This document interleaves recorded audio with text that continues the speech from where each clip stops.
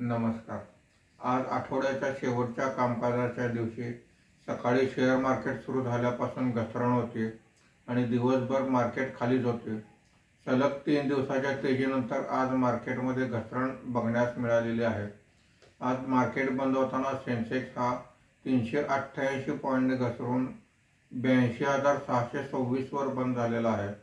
Nifty हा 96 point घसरून 25,327 वर बंद झालेला आहे। आजच्या कामकाजामध्ये बीएसई युटिलिटी इंडेक्स सर्वात जास्त म्हणजे 1.56% वर आहे। बीएसई पॉवर इंडेक्स 1.30% वर आहे। बीएसई कंझ्युमर ड्युरेबल इंडेक्स 0.52% खाली आहे।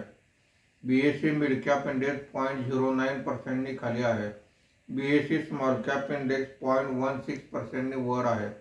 आजच्या कामकाजामध्ये सेन्सेक्स मधील 30 पैकी 18 कंपन्यांच्या शेअर्समध्ये तेजी दिसून आलेली आहे।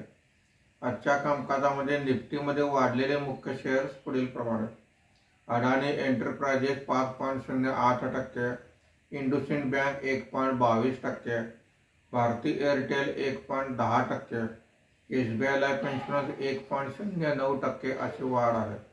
आज निफ्टीमध्ये घसरलेले मुख्य शेअर्स पुढील प्रमाणे: HCL technology 1.77%, Mahindra and Mahindra 1.38%, ICICI bank 1.37%, Titan company 1.26% अशी घसरण आहे।